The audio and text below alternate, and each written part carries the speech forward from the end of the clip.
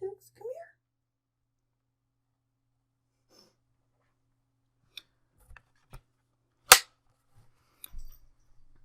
Alright, well, howdy.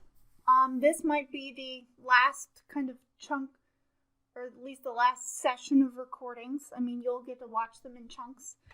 But, yeah, so let's kind of pick up where we left off. Last time I talked to you about specific personality disorders and kind of hinted that there was going to be this new reorganization, or that there should have been, and there was all this controversy. Well, this time we're going to actually talk about how that organizational structure should have worked. Also, I am recording at home, and I will be attempting, usually I don't summon Tuki, but I figured, given that this is the last, recording batch, I might as well. Especially because I've been recording a lot from lab, so there are no cats there. We will see if that is effective. Okay. This time, we are putting some order to the personality disorder. Come on. Okay. So, this new way of organization doesn't use clusters and tries to move beyond these kind of discrete category types. Instead, this idea is that we're recognizing that psychological maladjustment is more of a matter of degree, so somewhere on a range, rather than kind in terms of a category or type. And the result of that is, only Funder calls it this, the bad five. And these trait domains are what we use to, or what personality psychologists use to organize personality disorders. These pretty much correspond to the extremes of the big five. And my goal here is to highlight that differences between abnormal and normal are on a continuum. So there's a range. There's not a, neuroticism type, or frankly, it's framed as negative affectivity. So I'm going to go through the bad five that only Funder calls them, and you're totally welcome to if it helps organize yourself at all or apply this knowledge to your personality framework. Don't you want snacks? They're right here.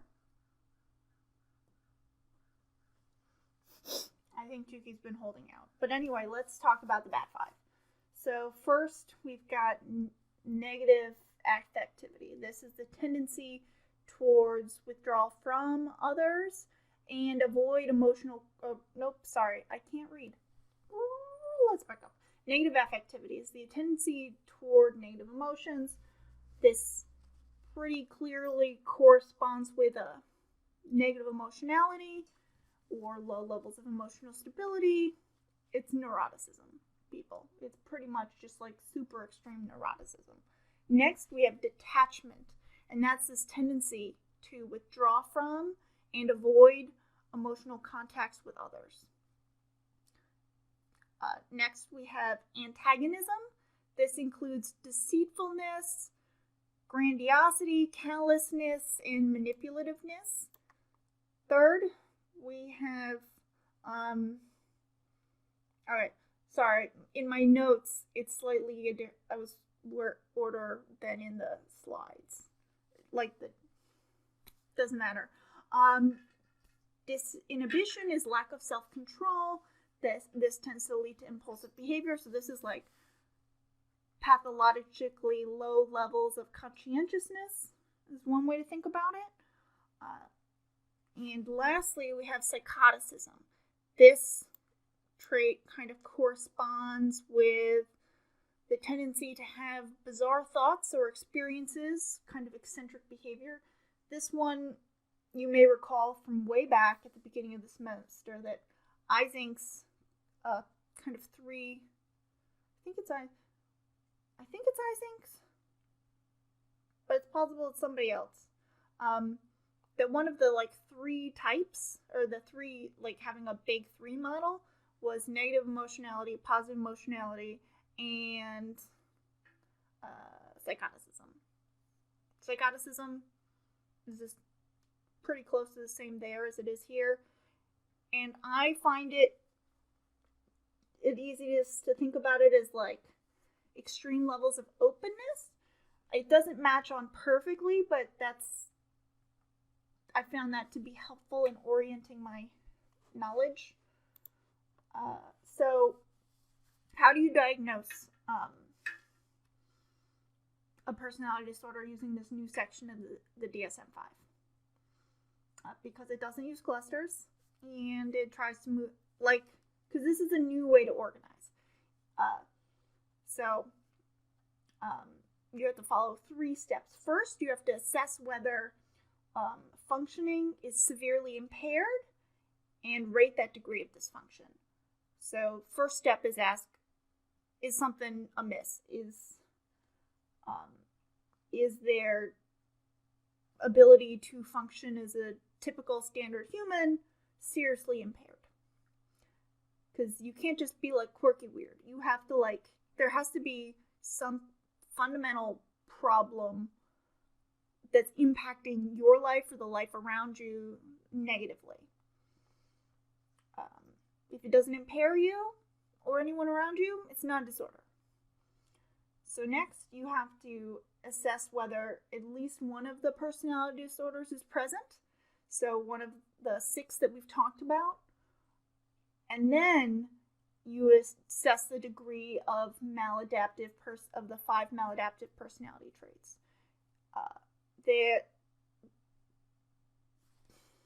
This is the basic idea here. Now, you don't have to have one of the classic 6 personality disorders, but it's helpful from a labeling standpoint. But the idea is that we recognize that psychological maladjustment is more a matter of degree than kind. There's no sorting into a single diagnostic bin, which is exactly how the old system worked. So it's a little more complicated. It's more continuous. You don't get binned as easily. But they haven't thrown away the personality disorders. They're in there. There's just more flexibility. All right. So what's the problem besides this debate about categorical versus continuous variables? Because that's just a stats question. And I hinted at this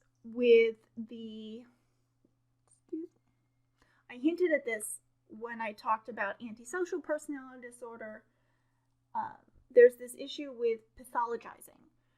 And when we pathologize behaviors, so essentially describing behaviors as the result of mental illness, it kind of, I'm trying to figure out how to articulate this. It kind of places them in a separate category rather than just like behave like that. If it kind of creates this just ease at which you can go from describing behavior as the result of mental illness is just like, it's just too easy because the end result ends up being that there's a diagnosis for almost everything, and it kind of takes away some personal responsibility. So the big questions we can ask are like, do all bad people have personality disorders? No. But it's really nice and comforting to be able to label them as such, but that's not the reality of the situation. Frankly, that's my opinion. It's not fact. And so the next question that I pose to you is, should we stop from punishing socially undesirable, illegal, or immoral behavior because often the people who commit those suffer from antisocial personality disorder? Does that mean we should not punish them for their actions? These are the big questions. What do we do? Do we restructure the legal system? Do we restructure the mental health system? And there's a really long, uncomfortable history of using mental illness as to explain socially undesirable behavior and just locking those people up. Sluggish schizophrenia, which I believe I talked a little about. How if you didn't agree with the Soviet system, you were diagnosed with schizophrenia, and these people didn't really have schizophrenia. News alert. They just didn't like to be communists. So you've got that. You've also got drapetomania, which, that's a way older one, but that's literally saying that slaves would only run away because of a mental illness, not because they wanted to escape. Obviously these are really extreme examples, but we have this history, this context, that is one reason why I hesitate to just label everything socially undesirable as antisocial. Also history of homosexuality.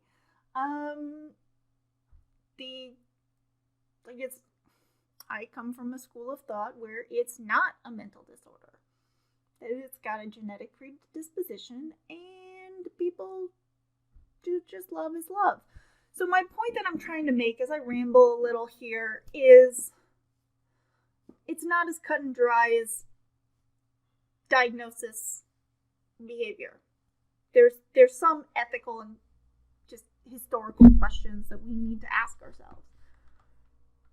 Because, frankly, pathologizing tells us almost nothing about the nature of mental health. Because it doesn't. Just labeling it with a disorder doesn't fix it. It's very helpful and can be really validating to understand, the cluster of symptoms that you experience. But mental health is more than not having any of the symptoms in the DSM. You can, and even if you have symptoms even if you have a disorder in the DSM, that doesn't mean you're mentally unhealthy. DSM includes lots of learning disabilities and kind of other things that we just have wonderfully legal accommodations for now, under, at least in the United States, under the Americans with Disabilities Act, which is my favorite piece of legislation. I have a lot of them, but that's I like it. I appreciate it. I'm so grateful it exists. But backing up, sorry, I know I get on my fun little asides. So, because mental health means more than just not having the symptoms, not having the label. And improving mental health involves understanding more than just those folks that have been categorized as mentally ill, or because mental health is an aspect for everyone. It's just as important in physical health as many of us have learned in lockdown. One of the best ways to make strides towards improving mental health is understanding normal personality, taking it out of the DSM and just the general population. Because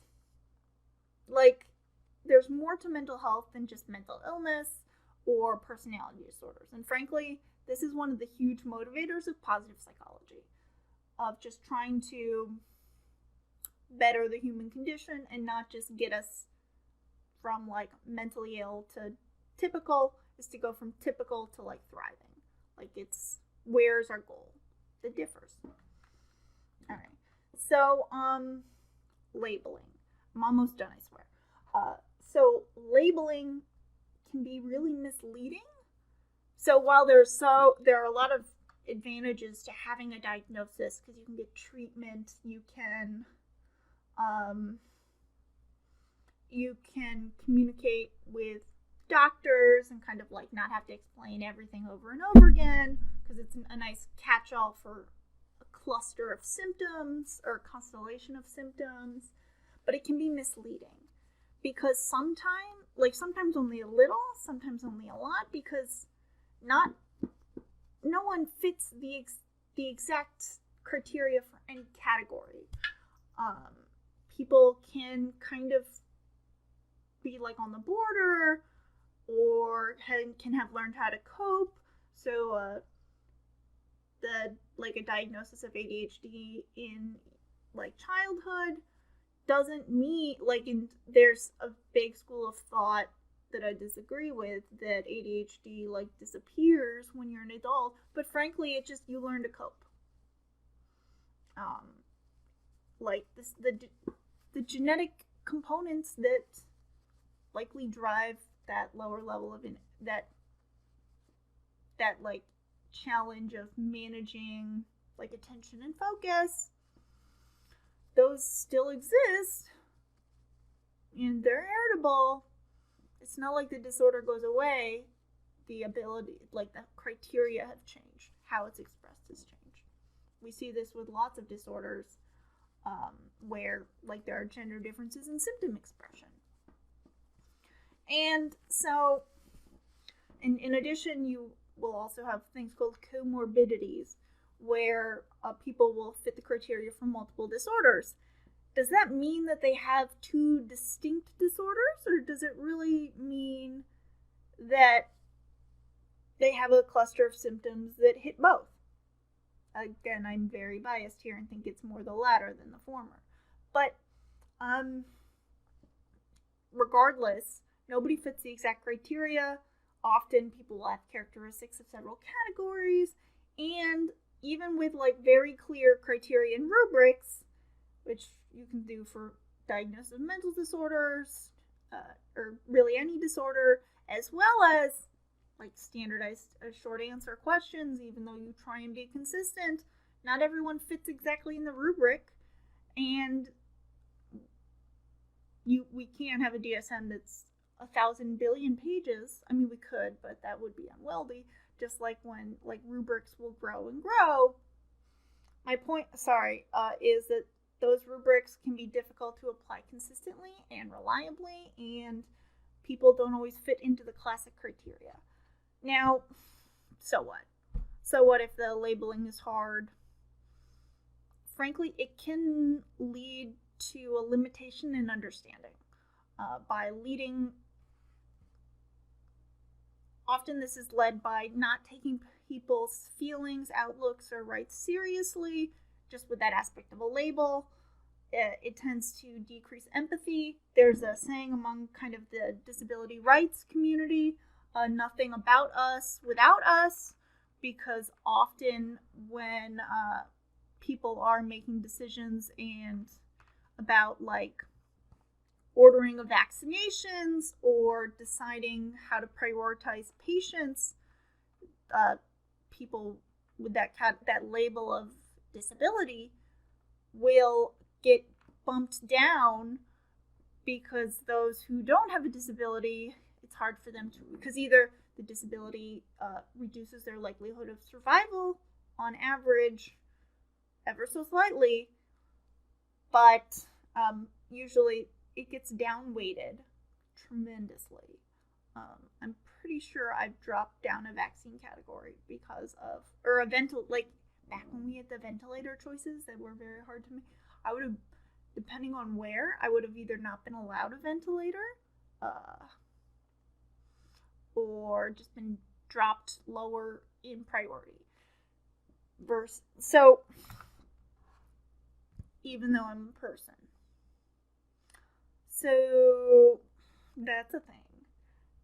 Now, it can't still, as much as I'm going to be grumpy about the downsides of labeling, it's still really, really useful. It's useful for knowing what characteristics and behaviors go together, and frankly, it is often very necessary to be able to communicate information for like describing clients for research purposes, for discussing disorders with precision, or even like trying to explain like what accommodations you need that you are legally entitled to, things like that. And backing up, I missed one. That like not an explanation. So just because you have a label doesn't mean you explained everything. In a classic DSM example I can think of is somatoform disorder, where essentially the idea is that you have these psychosomatic symptoms of physical pain and that are unexplained. And that causes stress to the patient. So by definition, this is a disorder that is unexplained. But by giving it a label, some people feel that it has been explained, but no, it hasn't. Although sometimes there's some perversity happening with a somatoform and that kind of those cluster of disorders is that the second it no longer causes you distress, you can't have the disorder. So if you come to peace with it, then you can't have had the disorder, so you can't have come to peace with it. So these labels aren't perfect, but frankly, I think for the most part, pros outweigh the cons. Okay, so we're almost done. So that difference between normal and abnormal is not a straight dividing line. Normal traits are associated with when I say normal, I mean typical, like within what the standard. When I say normal, I'm really talking about a standard normal bell curve distribution. What is typical, like what we typically see. Normal traits are associated with a range of psychopathologies. It's not a guarantee. If you have slightly higher levels of neuroticism, you are slightly more likely to have a diagnosis of depression or are more likely to experience depression in your lifetime. That doesn't mean that neuroticism caused depression. It just means that, well, frankly, the genes are close to each other, and some of them are the same. But these associations aren't causal often. And also having just a mild degree of a few characteristics, like my tendency to keep computer parts because I might need them eventually, it's not a personality disorder. It's just like I like to tinker, and so I don't like to waste parts. So one way to think about personality disorders is think about them as exaggerated, extreme versions of traits that are, and those traits, while advantageous in a typical range, so think like 1, 2, even 3 standard deviations, when you get beyond that, when you're like really in the tails, that's where that whatever the advantage was tends to vanish, and you get into these extreme ends where there's not a lot of advantage, if at all, and maybe crippling. So, for example, being unusual, original, or creative at a reasonable range, like 2, 3 standard deviation, but when you're like super out there, that gets a typical personality disorder. Another one, self-confident and proud. It's healthy within a certain range. It's productive within a certain range. It's unlikely to cause problems to the rest of society within a certain range. But at extreme ends, you got narcissism.